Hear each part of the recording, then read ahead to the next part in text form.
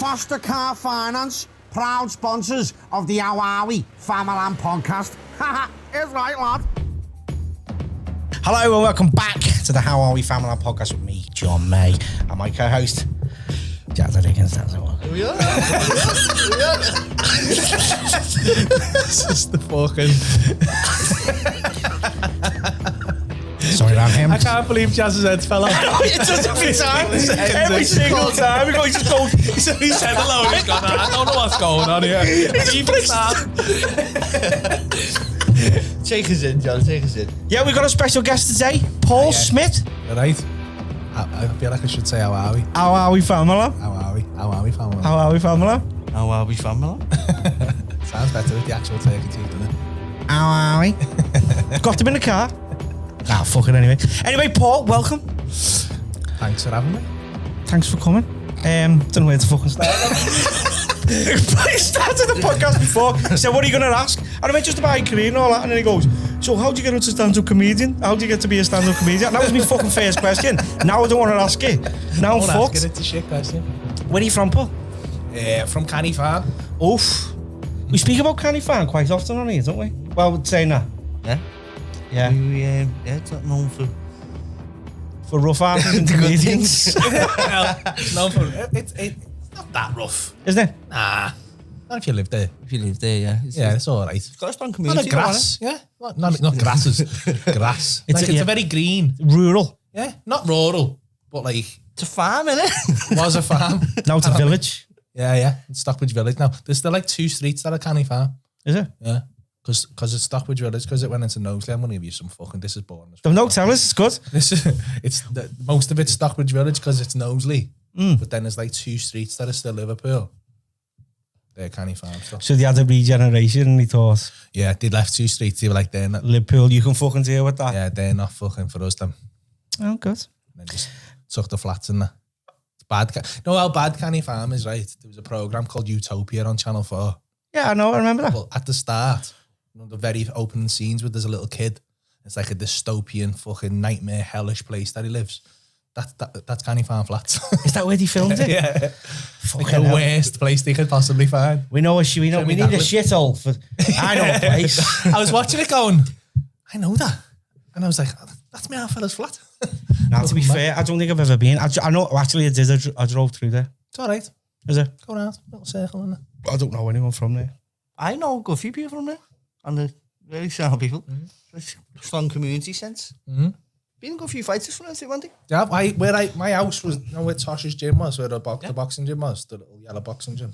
My house was like next to it. So we should have really went boxing. I went like 3 times when I was a kid. And used to go in and you get like a carton drink and a biscuit. And then he'd make you run around Canny Farm. And I was like, I like the biscuit and the carton drink.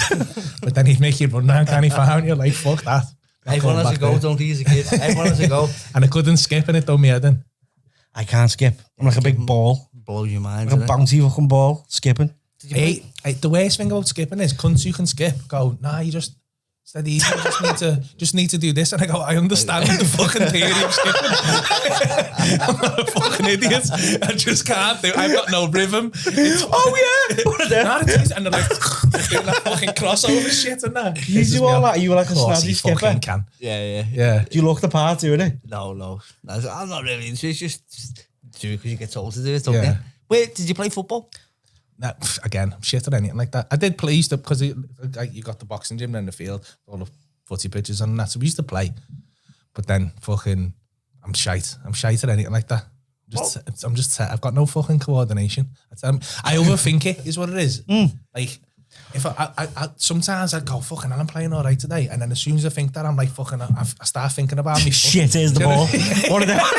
Shit is the ball. Even to this day, if I'm walking through the park, you know, kids are playing footy, I get dead panic going, don't kick that ball over there. Because I'm going to look fucking stupid. I won't be able to kick it back. And I get dead panic. Like, when you ever used to fucking walk past, like when you were a kid and that, and you'd fucking walk like a group of birds or whatever. And then you get dead self-conscious and you just fucking forget and you're like, how do I walk? Yeah, how do I walk? And you're like, fucking, you start trying to consciously fucking walk and shit. I can't do nothing like that. I'd scare in my own head about it. Yeah. I don't know why it is. I've always done it. Fucking, I never played footy as a kid, you know. No? No, I always thought it was shit. I didn't give myself a chance. I remember thinking at the age of 5 that I was shit, so I always avoided it. I used to get quite anxious about football. Yeah. I probably would have been good if they fucking put me around to it. Anyway, you should start now. I don't know, a bit past me now. I tried to do a few keep-ups before, didn't I? Shit, when I do the odd little trick, that's about it. People go, you're good, you, and I go, I'm not, you know. I'm still swayed because my first question's gone out the fucking window. Hobbies? So, what were your hobbies? What did you do? Hobbies, when I was a kid, fucking sat in and played on my fucking Amiga, didn't I? Amiga? Yeah. Wow. Bit of How we're talking. Bit of a gamer. How old are you, Paul? 39 now. Ah, yeah. Yeah, old. Nearly dead, mate. When are you 40? Next March. So Oh, yeah? turn 39. Oh, I'm 40 this year. Oh, yeah, when? 24th of August. You older than me, yeah? Fucking get in. How old are you, Jazza? Why do you think I was younger? Have you seen a fucking kip at me? No, I didn't think you were younger, but sometimes people are fucking deceptive, aren't they? Oh, okay. Little poison dwarf. So how did you get into stand-up comedy? I could see your brain, you know. Your brain couldn't get past it, could it? Oh, can't move on. I still can't. Can we start again, Blake? Fucking hell. I know I got into stand-up comedian because I was on your podcast, weren't I? Yeah. Podcast I never I've already told you. Podcast I never was. Yeah. The Amiga though? The Amiga, where did the Amiga come before the SNES? Amiga. Yeah, Amiga. Amiga? Yeah, that was Amiga. before the SNES, isn't it? Did you have an Atari? I had an Atari, I had an Amiga, and then I had a Spectrum. I had a Spectrum. My granddad was banging into it. Amstrad. I didn't have an Amstrad. Never had one. Spectrum person. Yeah. Commodore 64 I had. Yeah. I got one Maybe for Christmas, about Paul, that, right? then. Got one for Christmas. I used to have a picture of it out the castle, like, under my bed, and whenever I felt sad, I'd go into my bed, pull the picture out to the Commodore 64 and look at it, and it made me feel good, right? Christmas Day come, boom, there it is. But I had no plug on it. So I went pulling on my dad's leg in bed. Dad, we put a plug on it. Oh, in a minute, fucking out, fucking 5 o'clock in the morning, blah, blah, blah. So I thought, I know what I'll do, 7-year-old John, I'll put a plug on it. So I went downstairs, put a plug on it, it exploded. And my mum sent it back, and I never ever got another one. I didn't have a plug on it. Oh yeah. I don't know. I swear to God, it never. No. Your half has robbed that. Well, He's ragged it out of the out of wall. some school. I never ever got another one. Bastards. So how did you get into stand-up? Fucking blew my mind. What else? Yeah, okay. So what did you get after? What did you get after your meat? I started stand-up. I got a NES. I didn't know I had the Mega Drive then. A Master Oh, System. were you a though. I had Sega Master person? System with fucking Alex the Kid. Oh, so you were like Sonic? Sonic Then people? then I had the shut up, Jazza. then I had the Mega Drive. Then I had the Super Nintendo. That was Oh, Super so you made the Nintendo. Switch? Yeah, I made this. No, I had both then because I'm a fucking big boy. Lads. Day one release, mate, getting that. Am I going to get it? I've got another sad story as With well, my own actually. money. What's a NES?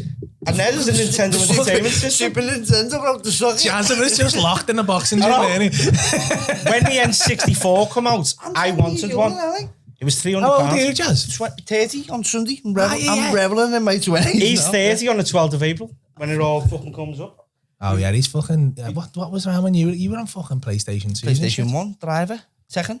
Yeah, mate, Tekken. You're on the new Tekken. Oh, Tekken 7, my bird fucking beat me out of that. She got me a PS5 and then beat me at Tekken and I fucking fuming and then he smashed it. Put me fucking head in. Really into Tekken. It's a belter. Street Fighter and Mortal Kombat was my thing. More Street Fighters. Street Fighters. I like that UFC game. I want a new Fight Night, mate. They're bringing a new Fight Night out, aren't they? Are they? Fight Night was good, wasn't it? Yeah. When's that? Don't know. They're making it. They haven't got a release date, but there's like screenshots released. When you're world champion, will you be on it? You'll be in it, Jazzy. I am actually going to be on a game, yeah. I've been asked to be on a game. Yeah, that'll be that. Get in it, That's Jazzy. like dreams. Then I'll do career mode as you.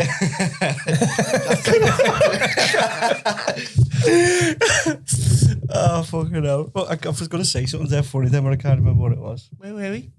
Baggy going Jazzy. Commodore. Yeah, so after your Nintendo 64, no, How did you have every single game? What? You had every single game, didn't you? Yeah. But you had every game to go with Because I every was a console. fucking nerd and didn't go out, so my ma felt sorry for me, so just went and got me fucking... And I used to pretend it was my own money and that. And then And my cousin was fucking, I think my mum was a bit fucking, because my mum's sister had a bit of dough, and I was used to go and stay with my cousins, and he had everything, so I think my mum felt a bit bad. I kind of wanted to keep up, so she just used to, and I used to like milk it going, fucking, he's got one. The family wouldn't be eating for days and you're like, oh, you Where'd you get your game from? We used to go to London Road, there was a game on the corner. You know where you mean? What was that called? By the cabins. On the next block. Facing cash converters way. Yeah. In the little moody shop where there's like a little Jesus shop in there. Yeah, the next block. Yeah. Nah, that went around when I was like fucking, we used to go to Woolies, man. I got me Super Nintendo from Woolworths and all so on. Remember it? And Street Fighter 2. From Woolies? On the Provi? Provi vouchers? That's all I had. I didn't realise until now how many sad stories I had about it. I've got 2 sad stories. When the Dreamcast come out, right, my brother's bird's ma, she's one of them. She sounds like weeds on a BMX, not round her estate. Oh, she doesn't watch this. But anyway, she had loads of Dreamcasts and they lent me one. She had loads, and I was playing it, I was into it and all that, and I kept saying to them, I want a Dreamcast for me for Christmas, I want a Dreamcast for Christmas. Convinced I was getting a Dreamcast, and Christmas Day come. She went, here's your present. She got me a fucking gold bracelet. What the fuck? Oh, thanks, man. Can't play fucking Shenmue on that. Do you play Shenmue? What's Shenmue? Lad. On a Dreamcast? Yeah. Never got one, mate. Never got one. I couldn't play it on my chain either. One now. It's fucked. Nah, the shite aren't right. The shite dog is doing all right. Yeah. Come on, Jazzy. I'm still fucked. I have a Dreamcast. I don't feel like you have fucking thought about this at all. We haven't thought of one question coming here. I don't feel like I was meant to be the guest this week. Have you got any questions? I feel like I'm a fucking backup. I feel like fucking someone's sounds dropped out. We were open your bed. I'll phone Paul Smith and see if he's fucking... That gun's not doing that. You told me the Paul Smith, the boxer was going to do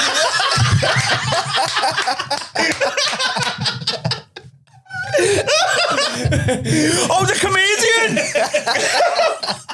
All my questions are useless now. I'm sick of that cunt. I'm sick of him, man. I'm sick of the fucking designer as well. I'm going to kill the designer first and work my way up to them. There's fucking loads, yes. Yeah, so getting into How'd you get into boxing? How old were you when you started getting into the comedy? 23 I was. 23? 23, yeah. So it's been a while. When I was 23, yeah. 16 years, 17 years? 16 years, Fucking hell, Paul. Yeah. Where did you go to do that? How'd you start? Do you know what it was, right? Yeah, I'll tell you the story of how I started stand-up comedy, right? I was like fucking... I used to go to the club, you know the Royal Court? Yeah. Well, there was Raw Ride in there, right? And he'd been in the Barcelona in the Grand Central above that, and then he moved to the Royal Court. And I used to always go. And I was a graphic designer, and I sat there fucking in work. There's just a little office, like 3 of us, like much like this, right? And I used to sit there and I'd have banter in work and that. And I got an email, do you think you're funny? And I was being a smart ass one day, and I was like, I could do that. And they were like, fuck off. And because they said fuck off, you couldn't do it. I was like, yeah, I could. And I signed up for this course. It was like 4 weeks. And he'd done a show at the end of it. And then I was like, oh, what have I done here? It's bad this. And I fucking, honest to God, until the show, I thought it was the worst fucking idea I've ever had, because I couldn't write any material. Couldn't do like they were asking me to do all these things on the course, like you'd have to turn up with material, and I was trying to think all week and fucking battered. My head was battered with it, because it was like I'd write something down and go, that's shit. I still do that to this day, and I was like, oh, I can't. And I'd be writing shit down on the bus on the way to these sessions, and I'd get there and I'd be like, get up and do it, and they'd be like, huh. And I was like, oh, this is gonna be bad. This is before bad. You went up. Yeah, and then. Fucking, I wrote a couple of things down. Like, my first ever joke was fucking so bad, right? I walked out and I went, because fucking you've been on stage, you know what I mean? Like, it's like lights like this, so it's like it's hard to see out. And like they'd let us go on the stage and have a little look and that because of that, because they can be quite shocking. And I thought, so I walked out and went, I don't know if you can tell on these lights, but I am the G word. Gorgeous. And the rest is history. That was the line, though. But like, because it was like 300 people on the first show, but it was all friends and family of people who were on the show. It was like 10 of us on, do you know what I mean? Yeah. So we'd all like fucking 30 people. So like, they were all like, hey! And I was like, fucking, I'm fucking sick of this. And so I'd done the rest of my stuff and I smashed it. I'd done boss, right? I'd done dead well. And I got into, something happens when I'm on stage. And I just get like, everything's just sorted itself out, all the pacing and everything. And I just felt dead calm.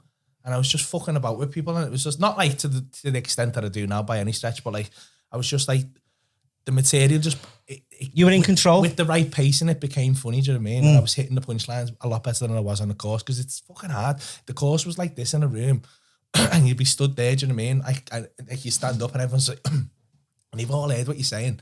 And you're trying to like say it again, do you know what I mean? And they're all just going, and you're like, fucking hell, this is bad. You just convince yourself it's shit. So it was, I'd done that. And I was just convinced I was fucking great then. I was just convinced I was the best comedian. Before you go out onto that stage, before the first time you go out, what's it like? Are you nervous or? Not so much now. Depends on the gig though. Like people think like, you know, when you do like I'd done the arena. Back then, no, the first time. Yeah, well, back then I was fucking shitting myself, yeah. Absolutely shitting myself, but it's a good nerves. It's a good, like, it's not like, it's more like, it's halfway between nerves. There's a fine line between nerves and excitement, isn't there? And it's kind of halfway between. I was never, like, nervous where I didn't want to do it or felt sick or nothing. I was just, like, I'd get, like, really hyped up for it, and I've had to kind of figure out ways of channeling that, otherwise I fucking go out at, like, 100 miles an hour, and I talk quick anyway.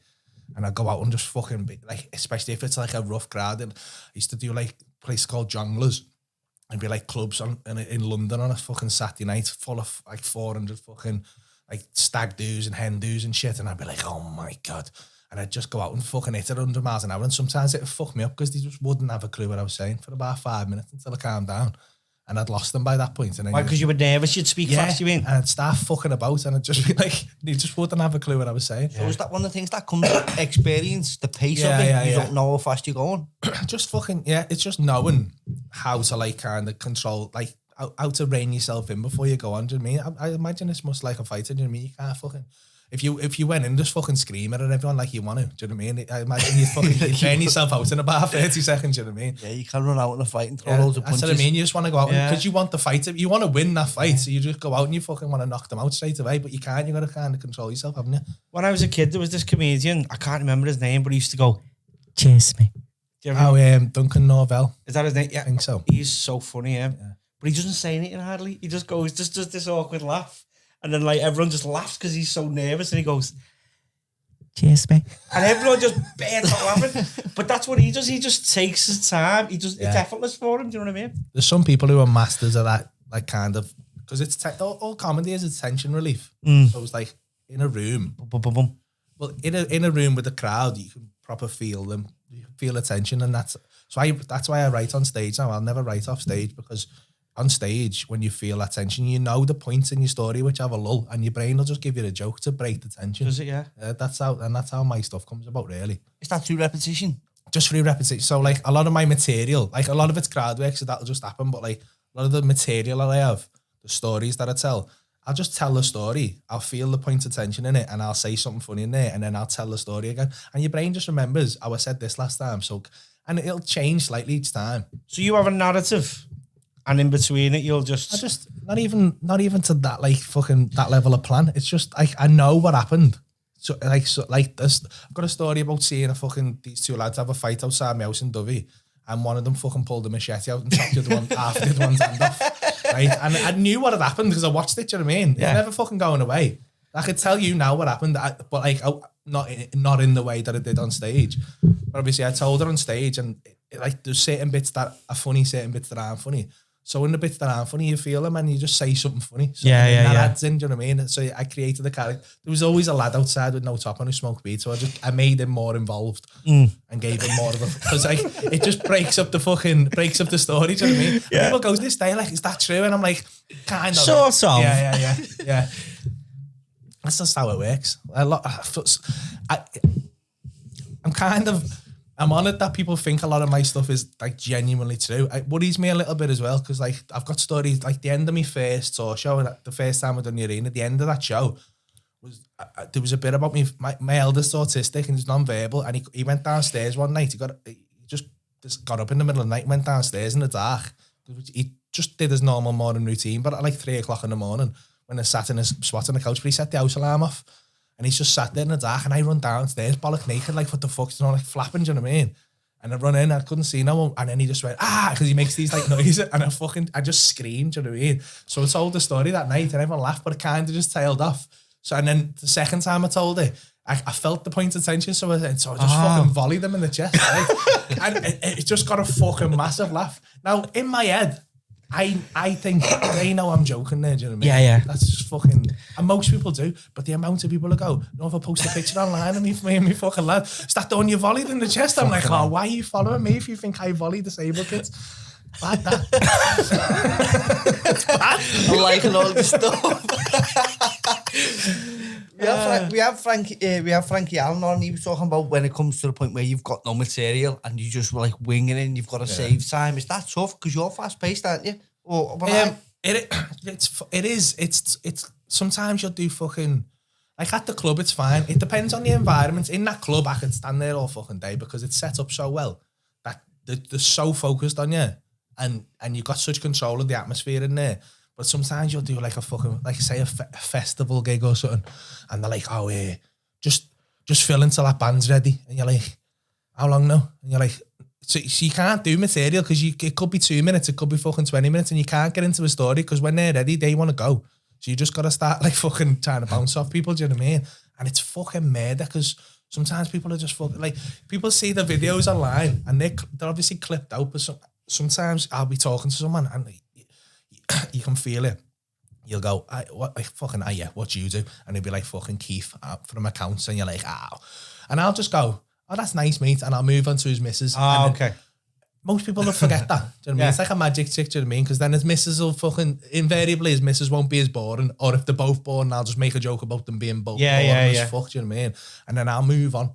But if you hit like 3 of them in a row, you can feel everyone going, builds it up. Ooh, this is bad. Because you haven't hit it, and then you're like, I've got to hit the next one. It's just that, you got to hit it. There's a window come where you go, boom, latch onto someone for something. Mate, and then sometimes you hit someone, you're like, oh, thank fuck, because he's fucking like, he's just mad, do you know what I mean? Or he's just, what do you do?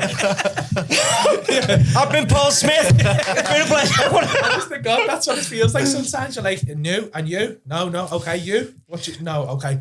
So I always have my eye on some people who as like backups and that, but some of them sometimes don't take it well, do they? Because I can only tell by your response and the way people are laughing, you can hear it. If people are laughing, I'm not that arsed. If they don't take it, if they're being a bit of a knobhead, like if they're kind of just being like, oh, the fucking he can't laugh at me, tend to be fit birds and that, they just don't fucking. And I'm like, well, why did you sit there? Yeah. Don't sit there then, do you know what I mean? If you really don't want to get spoke to, don't sit there and be fucking snotty. Because you know what you do. Because I'm not being fucking horrible. I'm never horrible, do you know what I mean? I don't just go on and go, all right, you fat cunt. Do you know what I mean? I wouldn't do that. Like, I've seen you be brutal sometimes. All right, fair enough. But I'm not ruthless, do you know what I mean? I'm not horrible to the extent where you should really be pissed off at what I'm saying. I'm always like a bit playful. And then even with busies and that, do you know what I mean? Like, I'll take the piss out of busies ruthless, but then I'll always try and keep them involved and keep them laughing as well. So I'm like, I'm only messing, mate, fucking, and then I'll be like nice to them for a bit, and then I'll fucking, and then I'll chop them down again. Do you know what I mean? And they kind of just come round to it then. I seen that one with the girl with the gold medal at the Olympics. Oh yeah, that was so fucking late. You were speaking to this Sam girl. Quek. What was her name? Sam Quek, wasn't it? Her name? Quek, yeah. What was it? I googled it. Hockey player she was. Was it hockey? Yeah. Yeah, he just speaking to this girl, and she just happened to have a gold medal, and she had from the Olympics. She had it in a bag. It's fucking mad. Do you know what? That's happened twice, that though. Has it? But the first time was years ago when we were on holiday. We didn't have cameras on it, right? And it was a fucking. I started taking a piss out of this bird because she was sat there with like a red trackie on, and I thought she had like a Liverpool trackie on, and I was like, fucking hell, mate, grow up.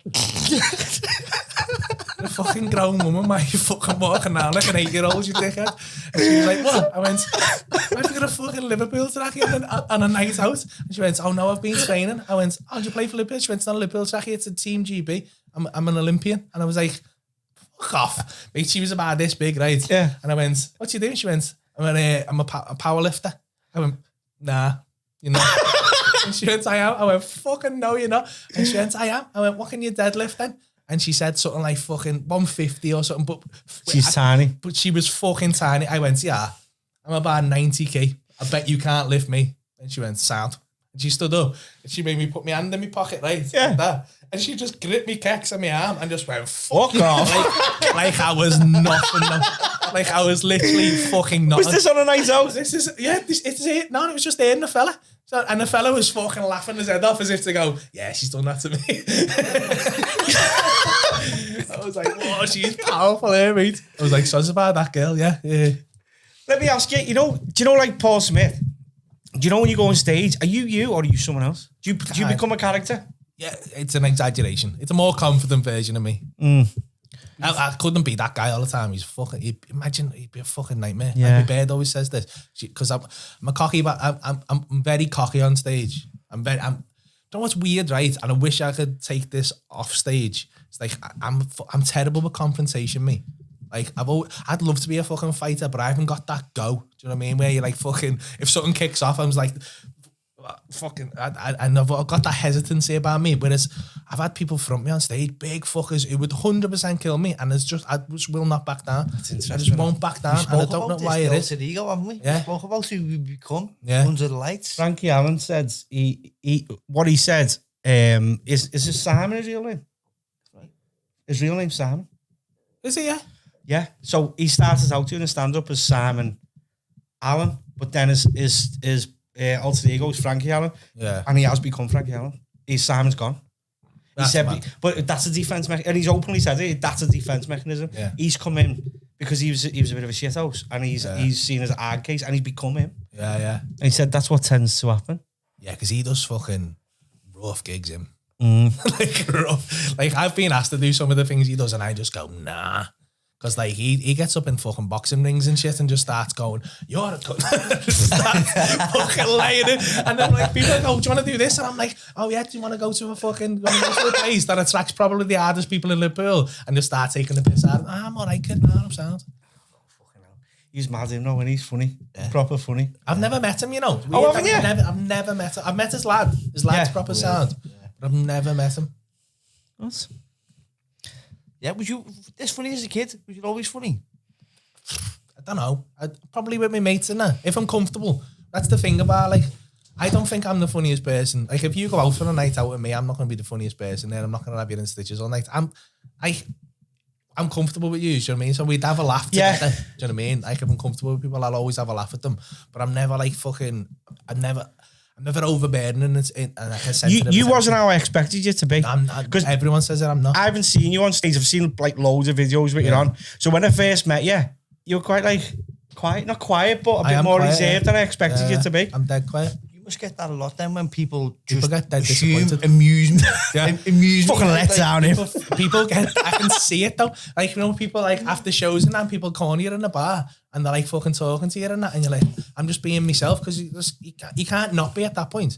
And they're just fucking, you can feel them about 5 minutes in going, it's not as funny as I thought he was gonna be, you know. Do you feel that? Yeah, I can see it. Do you know what I mean? But like, it's one of them. If I had to try and keep that up all the time, mate, it'd be fucking. Because the thing is, like, it's so tiring. Because like for some reason you go on stage and it's obviously in there, but there's you're so focused, you don't feel pain on stage or nothing. Do you know what I mean? You're just fucking so zoned into what you're doing, and so my brain's just quick. Do you know what I mean? Like, that's why I'll come up with things on stage. Have you developed that over time? It's just comfort up there. Do you know what I mean? There's a weird something broke in me, and I think it's every comedian or performer. There's something weird that's fucking backwards in us, where we're more comfortable being being the fool and the centre of attention. Because it's kind of the worst thing you could imagine. Do you know what I mean? It's the worst thing most people could imagine.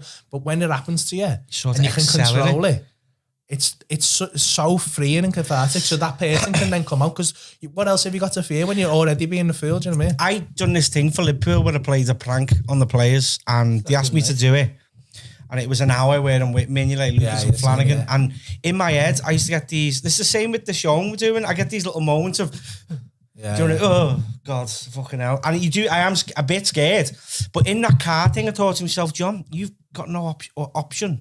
A failure is not an option. Yeah. So therefore, I stopped worrying about it. And when I got in the car, I like to think I fucking nailed it. Because I had no other option but to definitely float. Do you know what I mean? Healthy pressure, that isn't it? It is definitely brings the best. But I think that's as soon as you get on stage, you can't think about, like, that's why, like, mate, try and fucking get me filming like a fucking like, you know, like an advert for the, like if we were sat here now and them cameras weren't on and this were like fucking getting on record, you know what I mean? Yeah. If we were just like, I record this advert, like I've done it, my bird was buzzing off me as I'm trying, and I just go, fuck it. And I just get flat, like when I done that thing with you. Yeah. When I done that episode. Kenny's Christmas Carol. Kenny's Christmas Carol. I was fucking dead nervous going to that because I was like, yeah, because I'd never done nothing like that before. And I was like, oh, fucking hell, what if I'm fucking, what if keep fucking up? And there was a bit where I was like, when we first started, I couldn't get my head around it. Like, and you were like, all right, we'll start, do it a bit more like this. And I was like, trying to get my head around it. And then when it clicked, I was like, oh yeah, once we'd done the scene a few times, and then on the 5th one, it was better. I was like, oh, I get it now. Why you do that. By the end of it, you could see that as well. Yeah. There's a bit in the bedroom, you were like quite chilled with it then. Yeah. And it was dead natural. Yeah. Man, that because people's like biggest fear is to do what you do, isn't it? Yeah. Which is you're comfortable with. Yeah, it's something broke, I think. There's something like it's a mental illness, I think. I used to teach like I've done stand-up comedy workshops and that, and you can to some extent teach someone how to do stand-up technically, but you can never really give them that comfort. And if they're not comfortable, like it's all, I'm gonna sound like a fucking cosmic scouser now, but like it's all an energy transfer. Do you know what I mean? It's like all that energy in the room, kind of, you're like a conduit. It comes to you and then you're pushing it back out. Do you know what I mean? And if there's any tension in you or nerves, you just block it. Do you know what I mean? And everyone feels it. Everyone feels it. You told me that, didn't you, when we walked? Because you told me this when I walked out when I went to your place, and that's what you said. You said it's energy, and it's just pulling it and dropping it. Because I done an acting class, and I was dead nervous about getting up in front of all these people. And the minute I got up, I was all right. And then I could have made them laugh, or I could have been serious, but I was in control. Yeah. And I think that's what stand-up is, or a live show, if you know what I mean. Definitely. So that's Paul talking. Can you read it wrong, or do you just know where you're saying the energy? Do you just know? You can say something. You will say something that, and you feel and pull back. You can't read it wrong. You'll know immediately when you've said something wrong, and you'll go, "Oh fuck!" And then that's a horrible thing about that's something you really need to have done stand up a fine few times to kind of get a grip, because that's a fucking gut wrench. Do you know what I mean? It's like, it feels like you fucking feels like you want to say your heart, but it feels like the center of your soul's getting ripped out. Do you know what I mean? Because it feels like they're just, because you're so connected. When they pull back, it feels like you go, huh, and you're like, oh shit. Like and then you're like, oh, how do I deal with this? How do I deal with this? Is that what you call dying on stage? Yeah, I think that's why it's called dying on stage, because it does. Because the only time you ever die on stage, in my experience, right, it's not when you shit or being a cunt or say something bad. It's when you go, oh, there's a little moment, there's a little flicker where you go, it's like a little gulp, do you know what I mean? A little flicker, and they feel sorry for you. And that's the only time you'll ever die. If they feel pity towards you, you can never get that back. They can hate you, and you can turn that around. You can't turn around pity, mate. There's no, and because the thing is, they will get behind you, and they'll be like, come on, lad, you can do it. And you're like, oh, that's making it worse. Yeah. It's making it worse. Like, it's bad. It's Has that happened much to you? It's happened a few times. Like, I always had a joke, like, the worst heckle I ever had was, again, at the Royal Court, like, 3rd or 4th gig I ever did. And it was called Rawhide Raw. So they have gong shows when you're a new comedian, because like a lot of new comedians are shit. Just, it's a horrible thing to say, but they are. So comedy clubs have figured out, like, we can't give these all 10 minutes because some of them are shit and it's a bad show. So what we'll do is we'll figure out a way of just culling the shit ones. So like the Frog in Manchester has a couple of cards. Comedy Store has the Gong Show, which is probably the harshest one, where like a pro comedian will sit on the stage with you and like just fucking gong you off for nothing, do you know what I mean? Or like try and put you off, you know? And Rawhide had one, it was called Rawhide Raw, and they had a fucking fella, like 6 or fucking 7 fella, dressed as the Grim Reaper, and he'd walk out, and he had sides in the audience, and if they all went up, he'd walk out and just hook you down the neck and just walk it off the stage. But I had no fear of it, because everything had gone well to that point, and I was comfy in there, and I was like, this is where I smashed the last time, I'm going to smash it. Walked out, and I fucking just started dying on my ass. And I was like, oh, fucking hell. But you had like fucking 4 minutes where they couldn't gong it off, to like, so you had a chance. Yeah. And then you did this ching, like a till going off, do you know what I mean? And then I was like, I heard it. And it's just the whole fucking room, it's because I just stopped talking. As if to go, I'm done now, aren't I? Do you know what I mean? And it was just like, and it felt like a fucking eternity and just looking out into this, because you can't see no one. So it's just darkness, and I just heard this fucking, I know it was an old woman because it's just the way her voice was, but she just went, someone help him. And I was like, fucking. And I swear to, I still think, that still pops in my head to this day. You know, and then you go, Did the people get you? yeah, he come out and got me.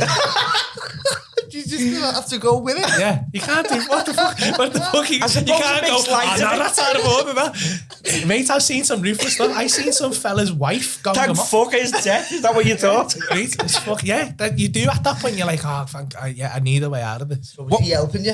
Yeah, it is in a way, but it's a horrible way to help you. What was it like getting back on stage after that? Are we all right? Nah, it was scary.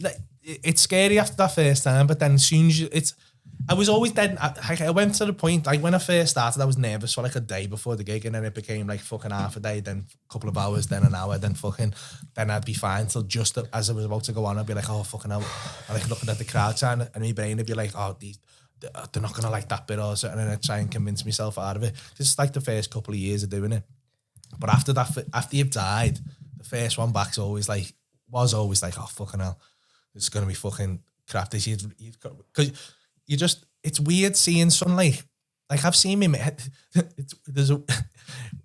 when a lot of my mates are comedians, and there's nothing better than watching your mate die on his ass. It's really? a horrible thing to say, but like my mates, I've never seen Adam Rowe so fucking happy, right? As the time I done the gig in the Crown. That shows he's a good mate, doesn't it? Yeah. Do you know what I mean? He was so happy though. Him and my other mate Phil, who does a lot of my tour support, were fucking, I've never seen, I honestly think if he won the lottery, he wouldn't look this happy.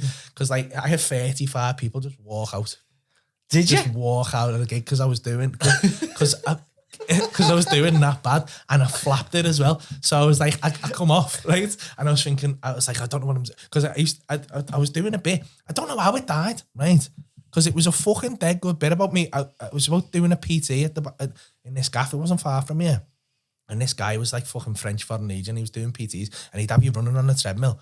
And it's like HIIT training, but I'd never heard of it. Called the 200 test, right? And he'd have you running on the treadmill, and you'd have to jump off and do like press ups or that, and then jump back on the treadmill and carry on running for 200 meters, right?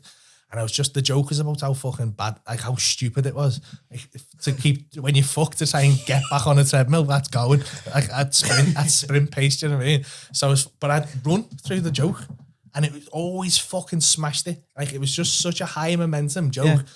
But it just, for some reason, I just caught it wrong. And it just wasn't working. And I was like, and I was in it. And I was like, this is bad, because I have to keep running now. I have to keep doing this fucking ridiculously high fucking energy joke when there's no energy in the room. And it's just so, and it makes it so much worse. And then people have just started getting up and walking out. And they all hated me for that joke, because I was always the compere, right? And I used to do it in the middle before I bring an act on, right? Yeah. So I'd fucking smash it to fuck for like 15 minutes and go, right, here's an act, and everybody would be like, so they were all so fucking happy because they'd all been on the end of it, and they were like, walked off, and they were like, what happened there, mate? It's like, oh no. You'll be telling that one again, will you? Did you ever go back to the joke? Did you? Yeah, there was, yeah. It's fucking, the next time I knew it'd work. It's only 2 times it never worked. There was that time and I don't understand it.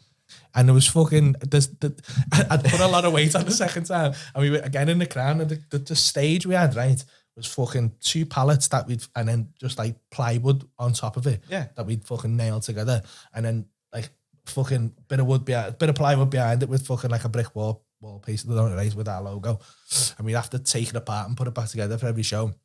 And I'm on it, and I put a bit of weight on, and I'm running, and I felt it was smashing it until about halfway through, and then it just fucking it just hit a wall, and I was like, hang on, what the fuck's happened here? And then I realised the stage was going, and as I was running it, I was thinking, these cunts think I'm going through this stage here. And I was like, so I got through the joke, and they were like, and I went, I know what fucking happened there. You all thought I was a fat cunt, I was going to go through that stage then, didn't you? And they all went, ah! And I was like, fucking cheeky bastards, I can't fucking believe that. You let me do half that fucking joke like a knobhead, just fucking waiting for me to go through the stage, you little cunts. And they were fucking buzzing. I went, this is stronger than it looks. Some old woman like, someone help him. Mate, I wish that would have happened, right? Because what I'd done was I went, it's fucking stronger than it looks, and I jumped up and went, fuck, I went straight through the fucking stage. Oh, fucking hell. Straight through it though. And I was like, and everyone just went, ah! And I was like, oh my God. And I had to bring an act out. This poor Canadian dude, first gig in the country, had to come out and do his fucking gig with one foot on each side of this hole, right? I was like, oh mate, I'm so sorry about that. People come from all over the world in your gaff. Hot water, yeah. People come from, it's mad. People, it's like considered, like, I remember thinking it was weird when we started getting messages from like New York and shit. And like, people were like, oh yeah, I love what you're doing with the club and all that. And we were like, fucking hell, it's just mad this. And then people started traveling over. Like, we have people come and like buy like souvenirs and shit. Yeah. And like people, like, we have people come from like Israel. Fuck, I had a message off a guy. Renowned, is it? Yeah, we had a message off a guy from Kuala Lumpur today. Really? Just like fucking being, he was just making digital art of stuff and like of me videos and that. And I was like, that's mad. And he's like, oh, you've made me day. I love your videos and that. And it's just crazy. Like, it's just mad how like far, because up until like, when was it? Well, 2017 or whatever, you go in, and it was always reasonably busy. Like, we were doing well, but it was always fucking 90% Scousers in there. And then you'd have like the odd people, and it's like, so is that, that's why I don't ask where you're from, because like I had so many years of like fucking, it was always like Liverpool, and it was like, where are you from in Liverpool? And now it's like, you can't, it's fucking Really, 20% Scousers in there, and everyone's travelled in. The amount of fucking money we must put into hotels and shit.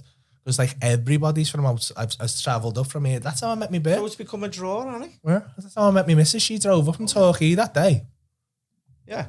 to come and watch the show. She's actually got tickets for her and this fella she was seeing, because I was a favourite comedian. Joking. Tell us more. I can't tell us. Was he with you? Fucking, what? Was he there with her? He didn't come. She ended up bringing him in because they'd been on like 2 dates or something, and he'd started sending her videos of me. And she's like, oh, he's funny. And then she got him tickets as a surprise. Now, the Tuesday nights were like fucking, they're always free. The midweeks are free. So she fucking drove up. She's up late for everything, right? It's fucking weird this, right? Because she's fucking late for everything, right? And she was actually on time for this. She was like, I had work in the day and I got in my car and I drove at like 120 miles an hour to get there. So I was fucking sitting at the front. I've been to comedy clubs before, and I didn't even know if you were going to be there, but I thought I'm going to sit at the front. And then the lad was like, oh, I can't get her off work. And apparently he was being a bit funny. So she was like, oh, fuck you then. And she just brought her mate Katie. And it was just, she fucking come in, and she come in first, and then she got filtered into the bar.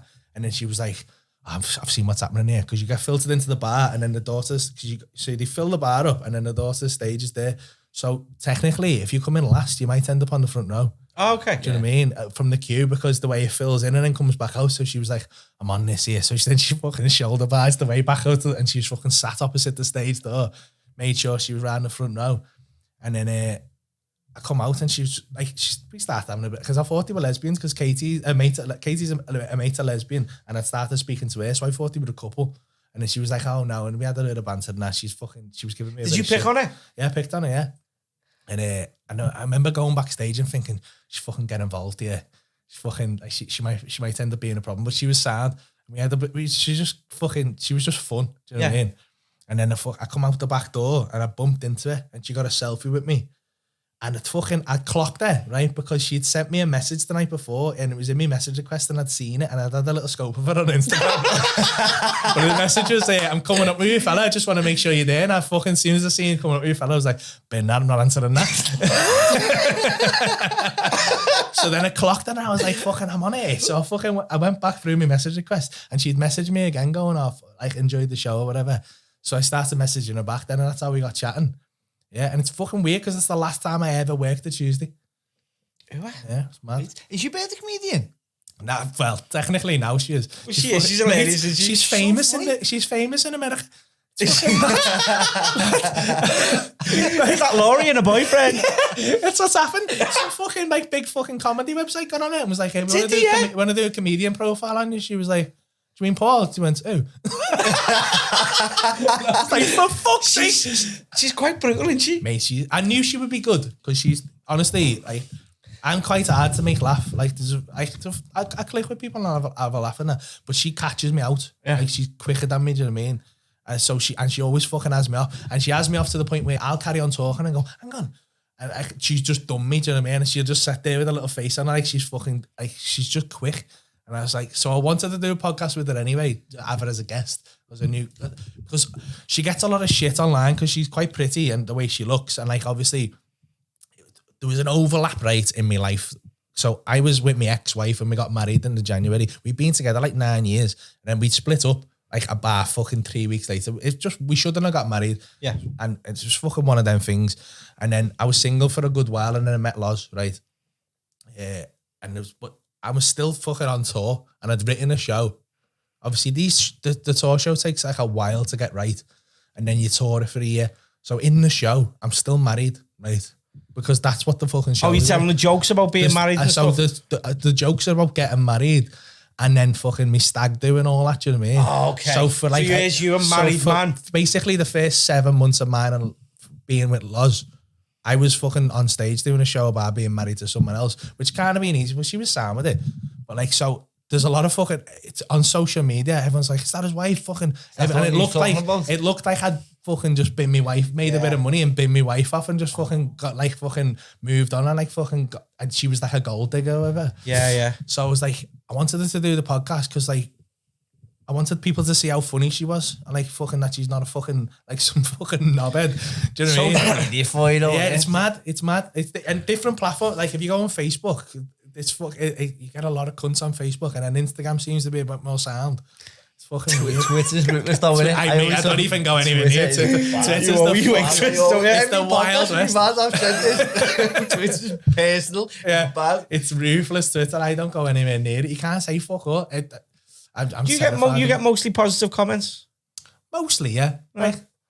I do. Yeah, mostly. On Instagram? There's a I remember there being, it was always all positive and then there was a definite tipping point where you go, all right, you get over it and then you start getting a few cunts. That comes with success. The more successful you are. Yeah. It's just fucking, you get a few cunts. So like, oh, you do something, like when I started doing this podcast with Loz, 99.9% of people love it. Yeah. And I get a lot more fucking, like a lot more women commenting because they fucking love it, do you know what I mean?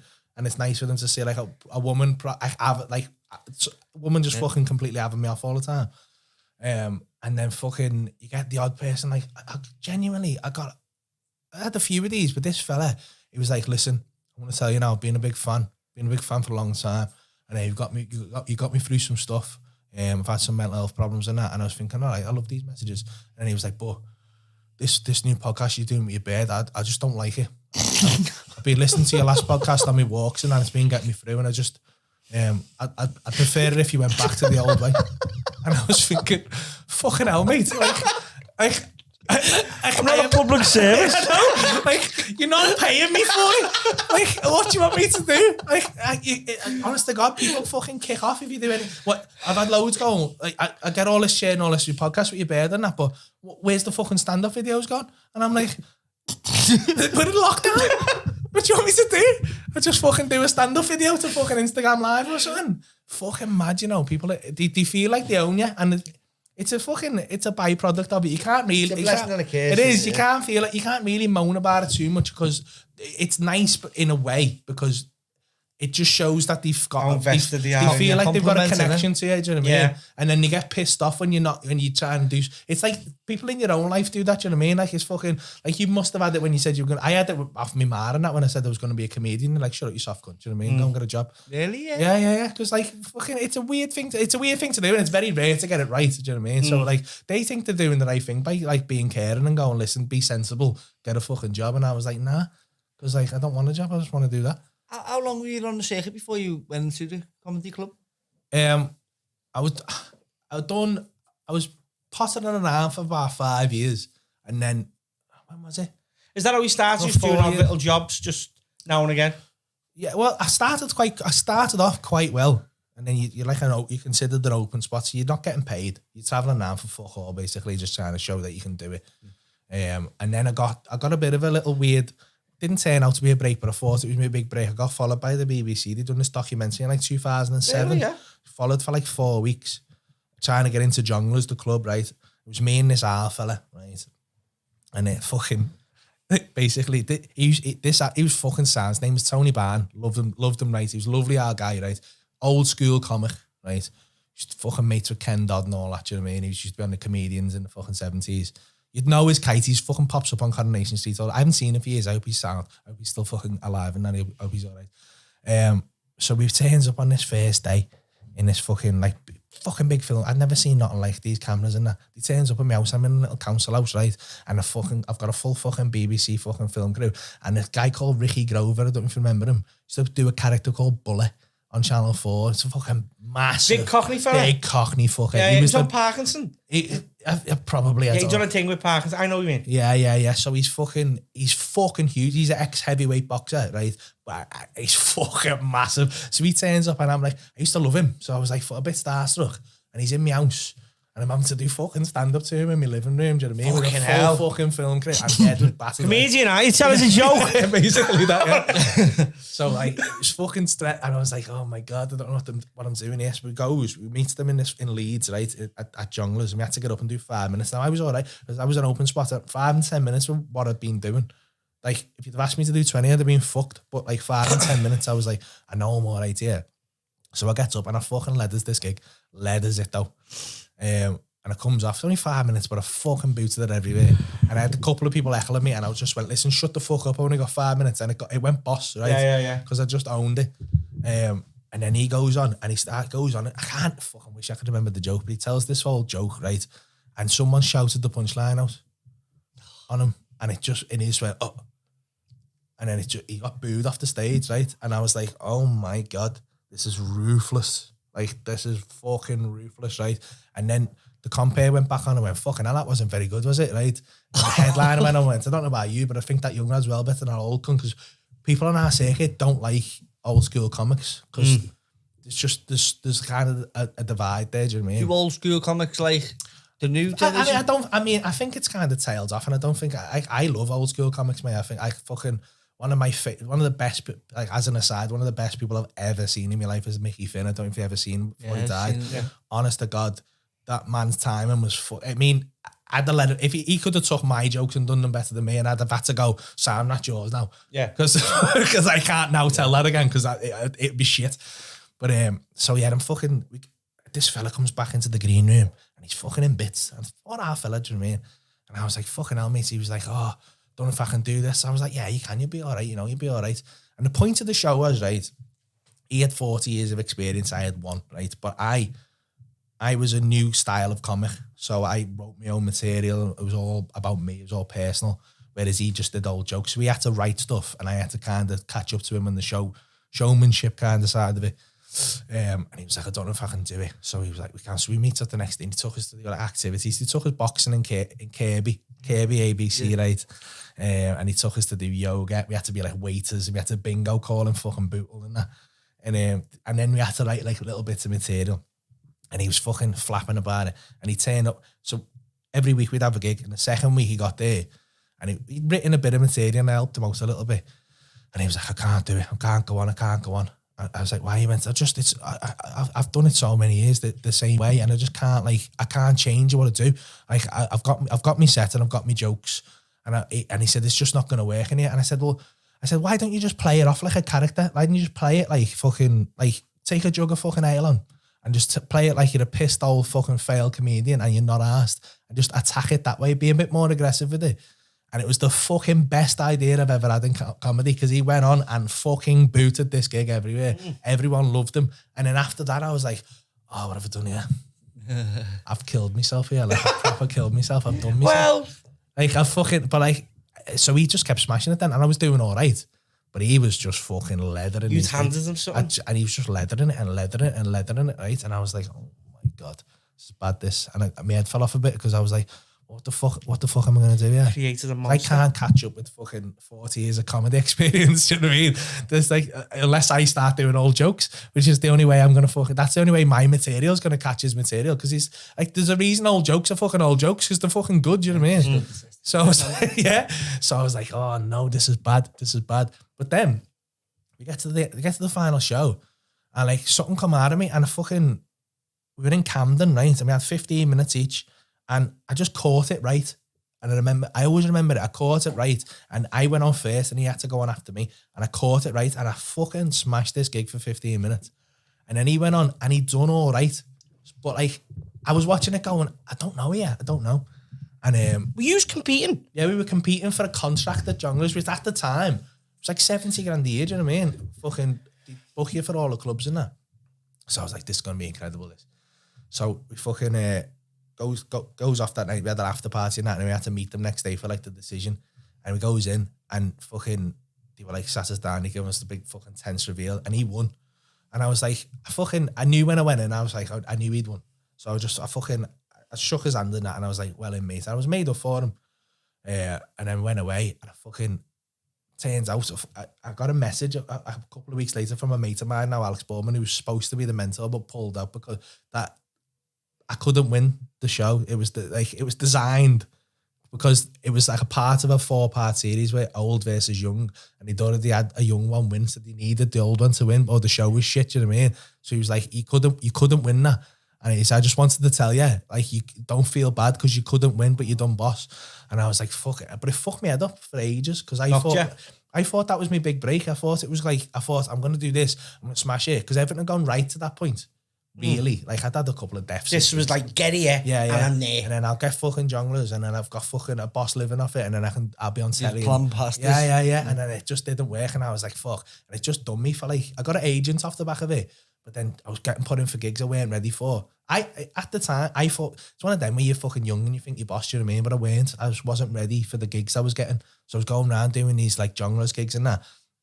And I just wasn't prepared. Like, you go into some of these gaffs. I remember doing Bow. I think it was Battersea, sorry. And I went in and fuck me, the after room was watching the rugby. Just literally, they brought like the fucking, just like, they had like a little fucking telly on the fucking table, and they're just watching the rugby go, Ray, and I'm having to like fucking, and they're telling me to shut up and that, you know what I mean? Because I'm interrupting the rugby and shit. And I just didn't, and I was like, oh, no, and something's like not how you expect it to be. And I was like, fucking it, my head fell off getting mega buses everywhere and that. And I stopped doing comedy in like 2009 for like a year. Did you? Yeah, you just thought enough. I'd had enough. I just didn't want to do it anymore. And then, is that because you weren't catching a break? Just because of me, exhausted with it. Just I was exhausted, and it wasn't. For some reason, I got in my own head, and then I could never catch it again. I felt like I'd fucked it. Do you know what I mean? I know what you mean. I was never comfortable on stage anymore. I'd never felt like I was smashed. I didn't smash a gig for about a year. I'd done all right, but I'd never smashed the gig like I was. And it just turned out I wasn't experienced enough for those gigs, and up against the people that I was. It's like I'd been fucking took out of fucking Sunday League and stuck in the Premier League. Do you know what I mean? Yeah. And I was expected to fucking keep up. Do you know what I mean? I just didn't have the training. So I was like, fucking, I just stopped and I went and got a job. And then I was fucking, and then I was just in a bad place, and I fucking fucked that job up. And I was just sat in my house, and I went and started doing fucking MMA training. Just fucking, there's a little guy called... Got in good shape, didn't you? Yeah. Like, I was never going to be a good fighter. I wasn't anything for that. It was just fucking the regiment of it, do you know what I mean? It probably saved my life because I went and done, there was a little gaff called the MMA Academy, just by Costco. And I'd go there and he had day classes and night classes, and they were dead sound because I paid me monthly, and he'd just let me go in whenever I wanted. So I'd go in the day, do the day classes, do like fucking jiu-jitsu, Thai boxing, and then go have a little nap, fucking have a scran and go back in the night. And I'd done that for fucking months. And just by fucking weird chance, again, Phil Chapman, my mate, he lived in Waterloo Warehouse, so he's walking past as I walk out.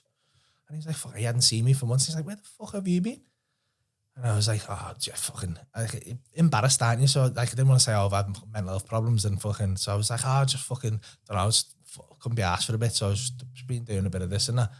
And he was like, he went, you haven't stopped doing stand-up, have you? I went, I don't know, you know. And he went, yeah, lad, you can't stop doing stand-up. And I went, he went, hey, yeah, there's this new gig's just popped up. Just come down and do a Sunday. And I was like, all right, yeah. And I took the number. He went, you're not going to phone that, are you? I went, yeah. He went, phone it now then.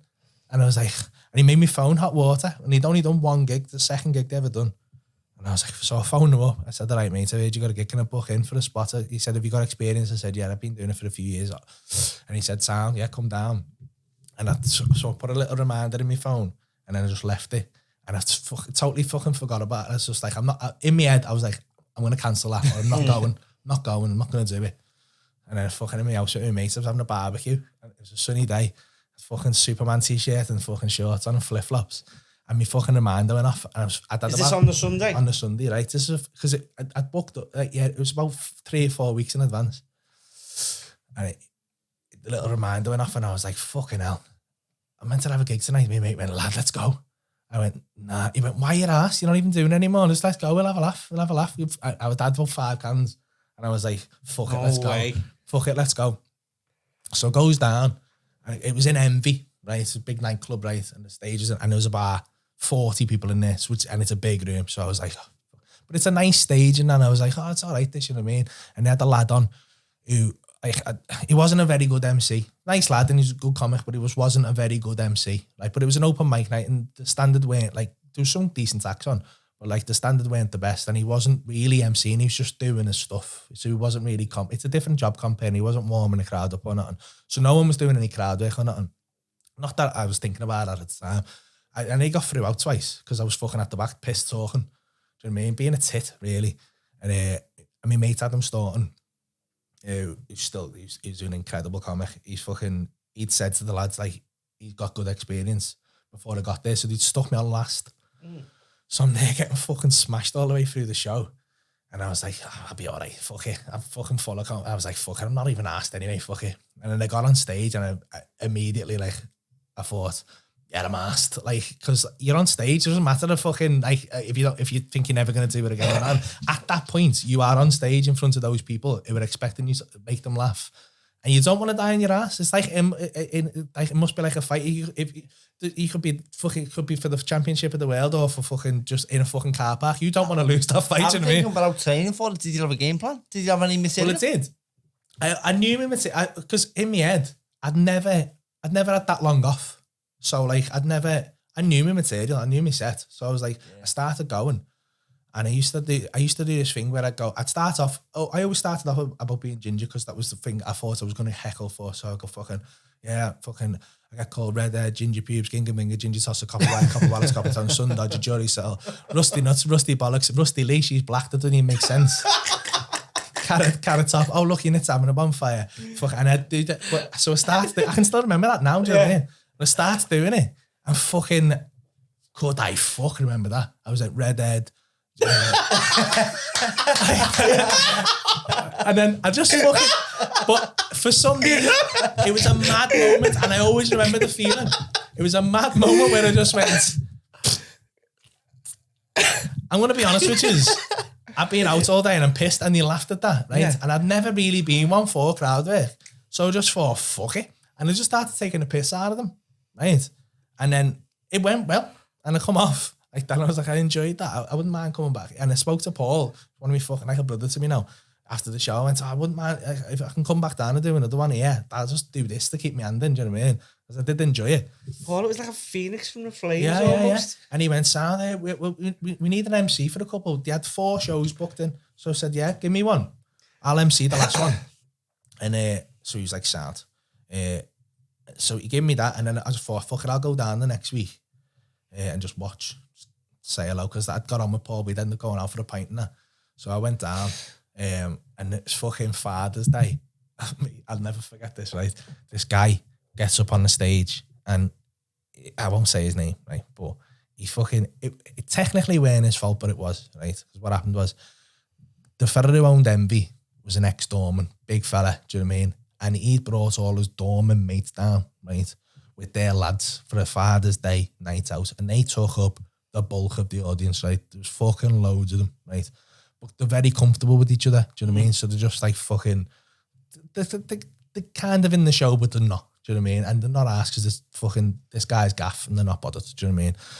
And the acts are new. So they give them a second, and if they weren't absolutely great, they just tune out, do you know what I mean? So this guy gets on, and he was a prop comic, so he had he'd set the joke up, and then he'd have a sign for the punchline. It was fucking grim, right? It weren't good. So a lot of these guys, like, there's about 6 or 7 guys in the front row who are big black guys, right?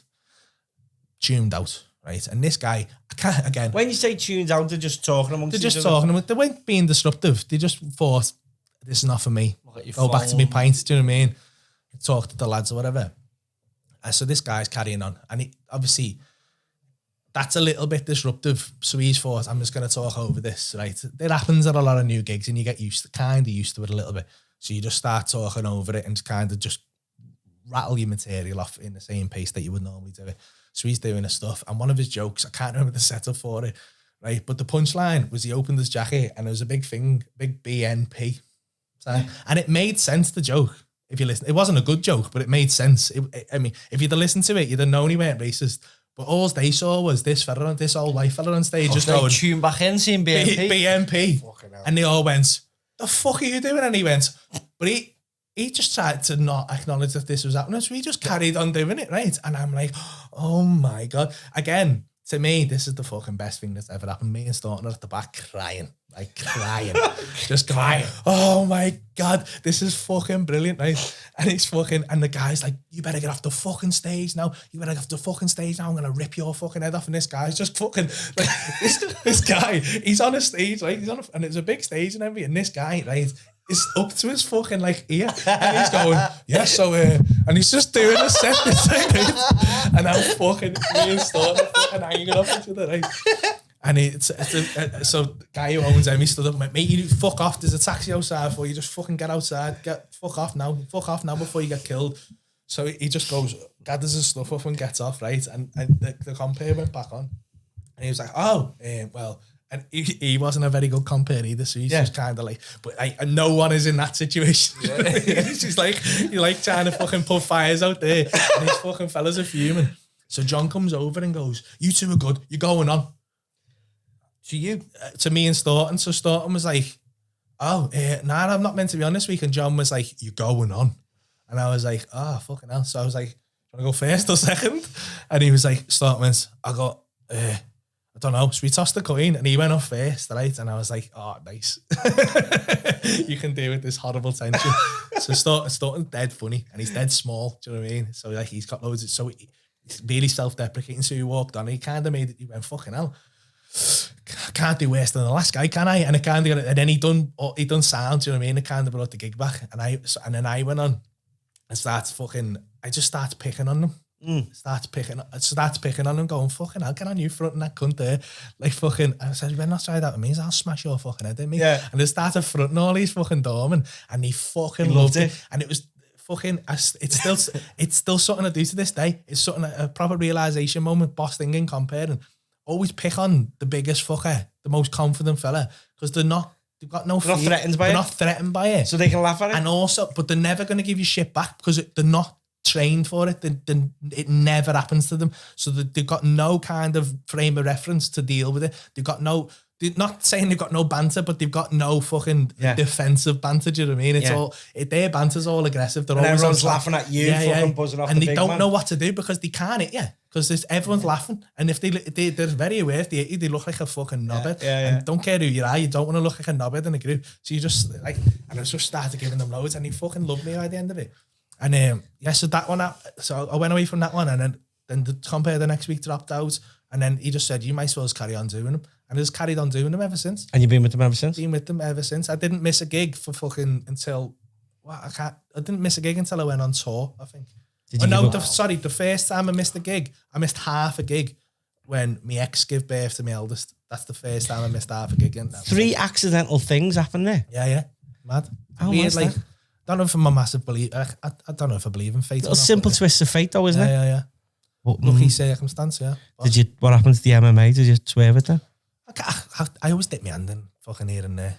I love all that. I like the training side. I do a lot. I hit a lot of pads now.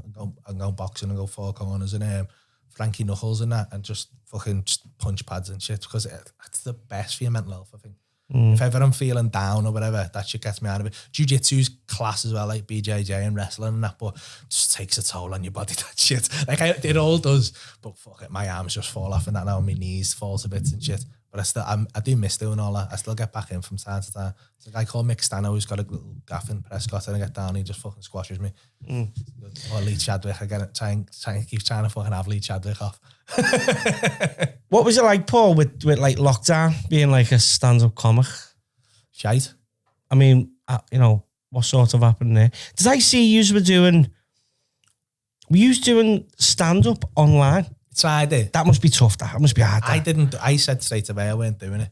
Like, because I knew it'd be bad. Like, in exactly the same way, I know myself and I know how I work. And some comedians have done quite well on them Zoom gigs because some comedians just work different and that's fine. It works for them. It works for them, but it won't work for me because I need that. You'd have to take the piss out of people on a Zoom, wouldn't you? Yeah. And the thing is, I could do that, but I can't feel... I can't feel there's no energy transfer there again to sound like a fucking hippie, but like they're not with me, so I can't I can't gauge them in the same way as I would if they were in the room. Yeah. And there's no like audience to give me that energy to kind of bounce off. Do you know what I mean? Yeah. So I'm a bit flat and I'm a bit just disappointing. Do you know what I mean? And it's half probably in my own head as well, but I just didn't want to do it. So in this situation, Paul, you know you talking about before, the old fella who couldn't get with the times. You've always got to move with the times, haven't you? Yeah. And you're the man at it right now. You and your bird on the social media, you're flying on it, aren't you? Yeah. Well, we're doing all right. what's the future? Do you think? What do you think the future is of the coming out of the lockdown and going I forward? want to say Jazza because fucking someone will fucking steal our ideas, won't they? No, it's going to be a do you know comment what? there. Jump on it. You know what I think and it won't be us. I mean, I hope it's us that does it. I'm again going back to fucking gaming we were talking before. I love all that VR. Me, have you had to go VR? Yeah. Like the Oculus and that. I just went off, just broke. Yeah. So my bird sent it back. She sent it back and it's just gone missing. Sorry, Are you thinking stand-up's going to happen on? I think the only way, right? Because stand-up doesn't work on telly. Keep it to yourself. It doesn't work. It works if you're watching on your. It works to an extent, but it's not until you go to a club. I think the audience when you watch it on the telly, when the audience laughed at shoots it, so it works in that way. It works to an extent, but it's never the same. But I think if you can get like a VR, if you could put a VR headset on and be in the front row of hot water and look around and hear the audience in like a 3D audio, that would be the best way to kind of experience and think about how you could scale it up, because you just need 2 cameras front row, 2 cameras at the back if for some weird reason they don't want to sit at the front in fucking VR because they think they're going to get picked on or some shit. But like obviously that never happened because you can't see them. But like that's all you could sell a fucking 1 million tickets to a show. You could Could you feel the energy on that, do you think? Well, you don't. The thing is, you don't need to because you've still got the full audience there. But you're just adding to. Of course. So you've got our room now, and basically, and the full audience there, and then just This town. we've massively looked into it. There's just not. It's the tech it's so expensive now to do, and it requires such a fucking high bandwidth and that. But yeah, it's definitely something that we want to do. People are doing it with the boxing, coming into the boxing gyms, doing VR training sessions and stuff like that. They're in the ring as yours. It's starting to pick up now as people start to, because Facebook have got Oculus, they're pushing it loads, which is a good thing, I think. Whatever you're feeling about Facebook. You've got one, haven't you? I've got an Oculus. Do you use it much, or did you get bored? I love it. The boxing game on the Oculus is the fucking best workout. Sweating. It's so thrill of the fight, mate. Fucking me. I swear, when I won the fucking championship on that, I bet you I was happier than you're going to be when you win. It took me so fucking long. The fella, the main man, went 12 rounds. It goes 12 rounds. Yeah. And I just went off. What one? I got Creed 2, but he plays it once. Creed's decent, but thrill of the fight so much. It doesn't look as good. But the physics of it is so much better. Too intimidating for me. Yeah, I was getting fucked. in that one you can actually move if you've got a big enough space. You can roll underneath. You can move them round. It's boxing. Is that the one you showed me in here? Yeah, it's realistic. The only thing you don't do is get a nose like me. But the mad thing is when you go, it's not that little flash and you go, fucking hell. Sorry to load the tone, but I got the Oculus and everyone was like, porn. Have you tried the porn? And I was like, no, not yet. Try the porn. And I'm like, yeah, I'll give it a go. So I said, how'd you do it? So you go on Pornhub. Yeah. And just type in VR porn. So when I went on it, I went, it's just a screen. And then it turned it on. Have you done it? Yeah. Mate. Have you done it? It's literally like in the room. Yeah, you can smell them. They come near you and you go. Do you open like a can of tuna? I'm going to go further here. Have you seen them? Have you seen flashlights in there? I've heard of them. Don't lie. You fucking got 5 of them. I know you've seen them in your fucking house when I was doing. What is it? Shut up, Jazzy. What's it called? Basically, it's a latex fanny. Yeah. No, that's what it is, isn't it? Or arsehole. Whatever you want. Whatever you're into. Whatever your little heart desires. You can get, basically, right, they're called teledildonics, right? And fucking, you get this fucking big, it looks like a rugby ball, right? And you put it in. it connects to the internet. Yeah. You'll see, next time you go on Pornhub and then VR things, you'll see connect device, right? It Really? moves with the video. You put it on and it moves with the video. Mad. Have you got one of these, Blake? Do you know what they are, though, don't you? Dirty bastards. Guilty. Look at him. He's got to fix. Blake's Googling now. He's fucking not. He knows all about it. Sorry, Mum. Teledictonics. Teledildonics, it's called. There's loads. Lad, there's one, right? There's one. It's like a fucking flashlight and a dildo that go together. They pair up on Wi-Fi, right? And the dildo sends a signal to the thingy. So your bird will put, or your feather or whatever, will put that in them. And that tells the flashlight what shape to be. So it feels like you're fucking your bird. Wow. Clever, that.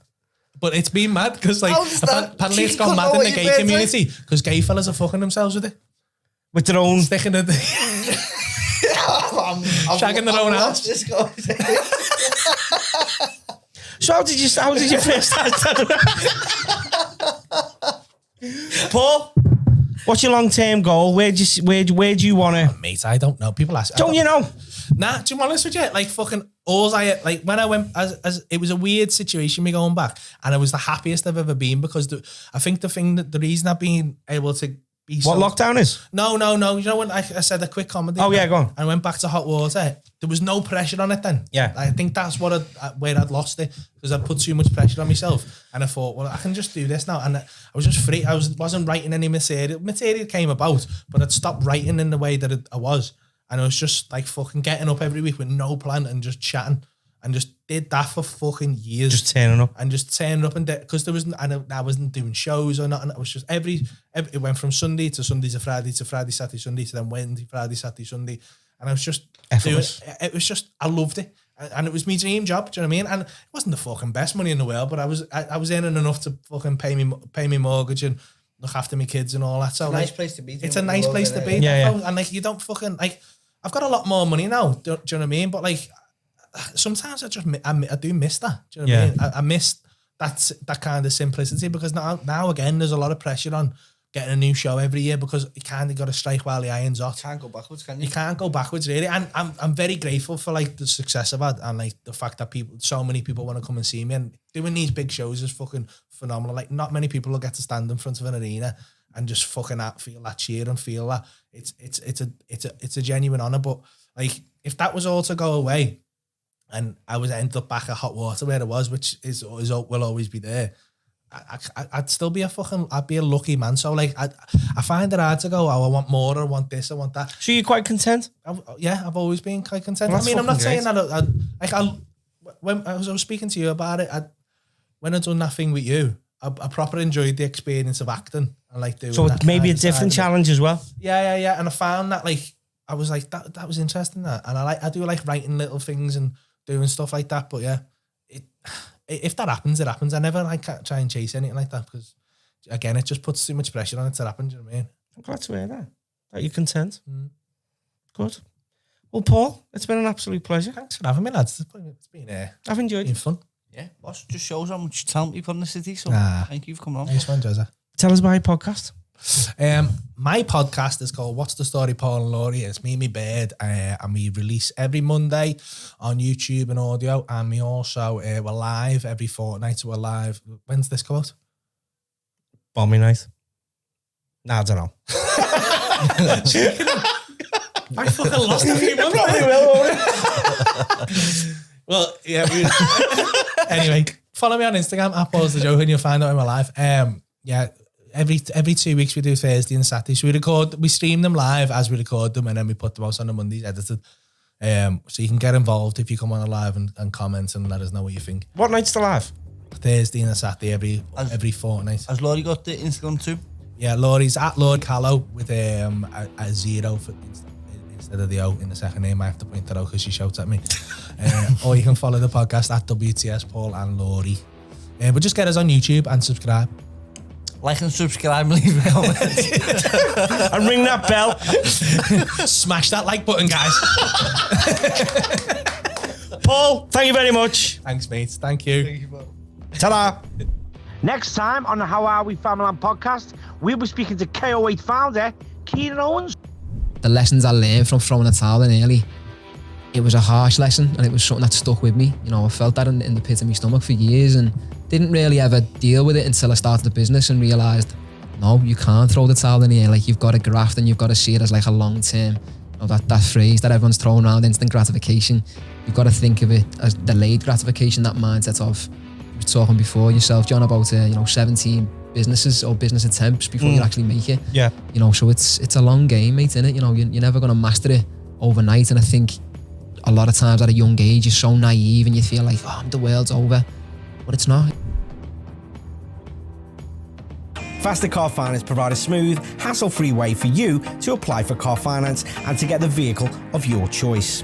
Whether you have good or bad credit, no deposit is required. A decision is reached within minutes, and one of our dedicated finance advisors will be available to discuss your requirements. Apply now at www.fastercarfinance.co.uk.